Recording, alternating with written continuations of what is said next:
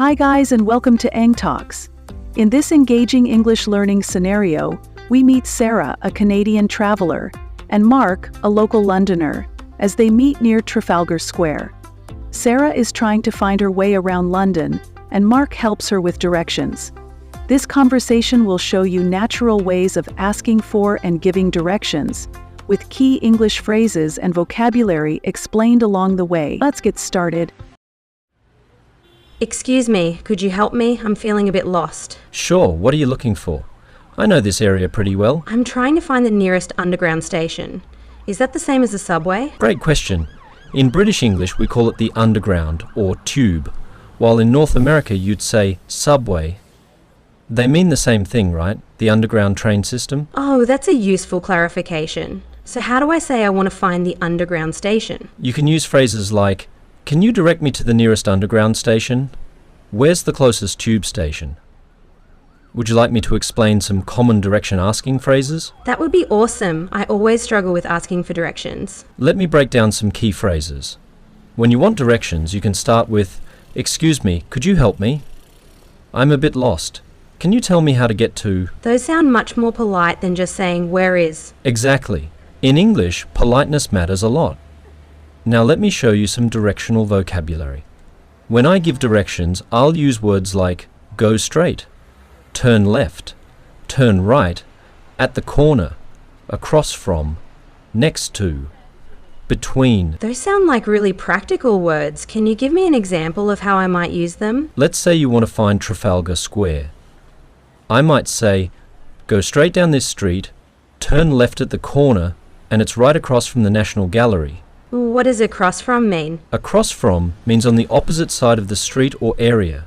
So if something is directly opposite another landmark, we say it's across from that landmark. And that makes sense. So if I wanted to ask someone where something is, I could say, "Is the museum across from the park?" Perfect example. You're getting the hang of it. Would you like to practice asking for directions to a specific place? Yes, could you pretend you're a stranger and I'll try asking for directions to the British Museum? Sure, I'll act like a local Londoner. Excuse me, would you mind helping me? I'm trying to find the British Museum. Nicely done. Your phrase was very polite. I'll respond like a typical Londoner. The British Museum is actually quite close. Would you like step-by-step directions? Yes, please. I want to make sure I don't get lost. All right, I'll give you detailed directions. But first, let me explain how we typically give directions in English. We usually break it down step by step. Step by step? What do you mean? Great question. When giving directions, we describe the route in sequential steps. So instead of giving all the information at once, we explain the route as a series of actions. For example, first go straight. Then turn left. Next, walk past the coffee shop. Oh, that sounds much easier to understand. So it's like creating a walking map with words? Exactly. Now for the British Museum. Listen carefully. First, go straight down this street for about 2 blocks. Wait, what does blocks mean? Another excellent question. A block is the distance between 2 street crossings. In London, we might say, walk for about 2 street lengths, instead of blocks, which is more common in American cities like New York. Got it. So what's the next step after going straight? When you reach the end of the street, you'll turn right, which means changing your direction to the right side. How is turn right different from just walking right? Turn right means you're making a 90-degree angle turn, completely changing your walking direction. Simply walking right might just mean moving slightly to the right while continuing in the same general direction. Those are such subtle but important differences. Language is all about precision. After turning right, you'll walk until you see a large intersection. What's an intersection? An intersection is where 2 or more roads cross or meet. It's the point where streets join together, forming a crossroads. So it's like a junction? Very good. Junction and intersection are similar, though intersection is more commonly used when giving directions in English. Continuing with the British Museum directions? At the intersection, you'll want to cross the street, which literally means walking from one side of the road to the other. Is there a polite way to ask someone to help me cross a busy street? Brilliant question. You could say, "Excuse me, could you tell me when it's safe to cross? Is this a good time to cross the street?" Would you mind helping me cross? Those sound so much more polite than just walking out. In English-speaking cultures, especially in the UK, we value communication and courtesy. Safety and politeness go hand in hand. So after crossing the street, You'll be across from the British Museum. Remember, across from means directly opposite. and if I get lost, Always have a backup plan. You can ask a local police officer, enter a shop and politely request directions. Use a smartphone map. Look for a tourist information centre. any phrases to use if I'm completely turned around? Perfect phrases include, I'm a bit lost, could you help me? I'm trying to find my way to... I seem to be confused. Would you mind giving me directions? I'm learning so much more than just directions. That's the beauty of language learning. You're not just learning words, but a whole communication strategy. Any final tips for navigating in an English-speaking city? Always carry physical map, a smartphone with data, the address of your destination written down, some local currency for asking help in shops. Wow, preparation is key. Exactly. Confidence comes from preparation. The more prepared you are, the more comfortable you'll feel asking for directions.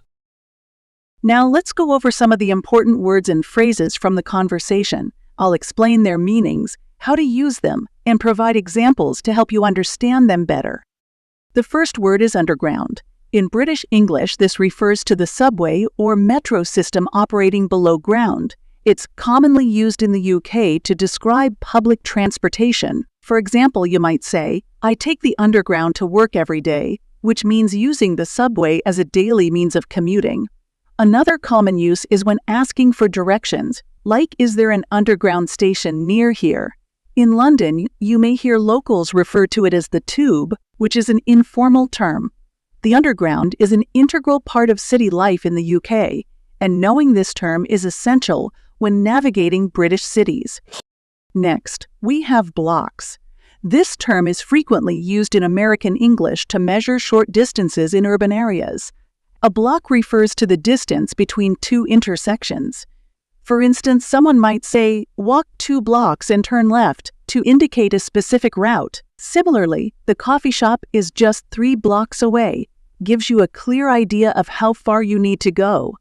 It's a very practical way to describe locations in grid-like city layouts, such as New York City or Chicago. Understanding blocks can make it much easier to follow directions in American cities. Our next word is intersection. An intersection is the point where 2 or more roads meet or cross. For example, you might hear someone say, turn left at the intersection, meaning you should change direction at that crossing point. Another example is, there's a gas station at the intersection of Main Street and Elm Street, which tells you exactly where something is located. Intersections are key reference points when giving or receiving directions, especially in busy cities where multiple roads converge. It's also worth noting that intersections can be controlled by traffic lights or stop signs, making them important for both drivers and pedestrians. Another key term is across from. This phrase is used to describe something that is directly opposite, often on the other side of a street or open space. For example, the library is across from the park means the two places face each other, separated by the street or space between them. Similarly, the cafe is across from the train station, helps pinpoint the location of the cafe relative to the station. This phrase is particularly useful when giving or asking for directions because it provides a clear visual cue to identify a location. The final word is polite. Being polite means showing respect and good manners in your behavior or speech. For example, saying thank you or please when making a request is considered polite. You might hear someone say, being polite makes a good impression, which highlights its importance in social and professional interactions. Politeness can also be expressed through nonverbal actions, like giving a polite smile or holding the door open for someone. Practicing politeness not only improves communication, but also helps build positive relationships. Now let's begin with the phrase, excuse me, could you help me? This is a polite and respectful way to get someone's attention or ask for assistance. For instance, if you're lost, you could say, excuse me, could you help me find the station? The phrase "excuse me" acts as an opener to show politeness, while "could you help me" is a gentle request for support. Using this phrase ensures that your approach is friendly and makes the other person more likely to respond positively. Phrase number 2, turn left and turn right, are fundamental when giving or following directions.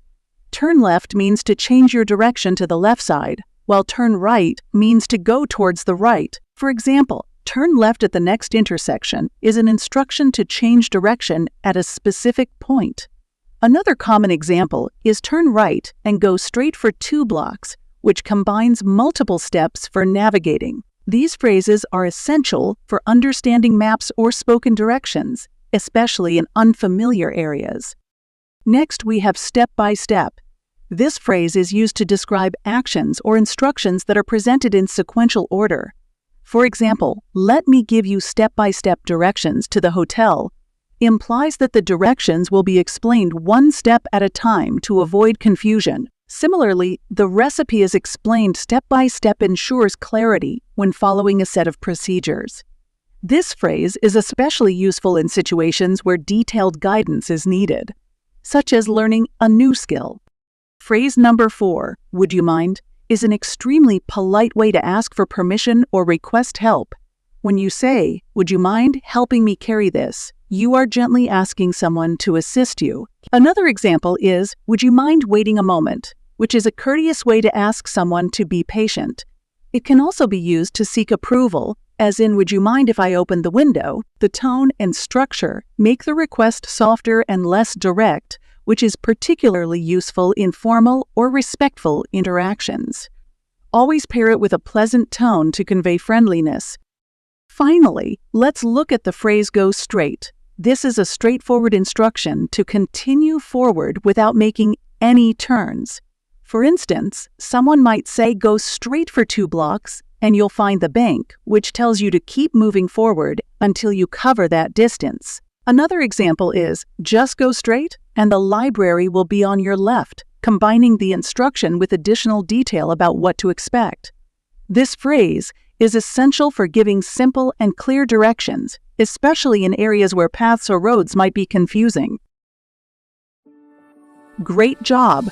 Here's a quick tip. Practice these phrases in real-life situations to make them a natural part of your speech. Watch this video again to review. And don't forget to like, subscribe, and hit the notification bell. Check out our other lessons to keep improving your English.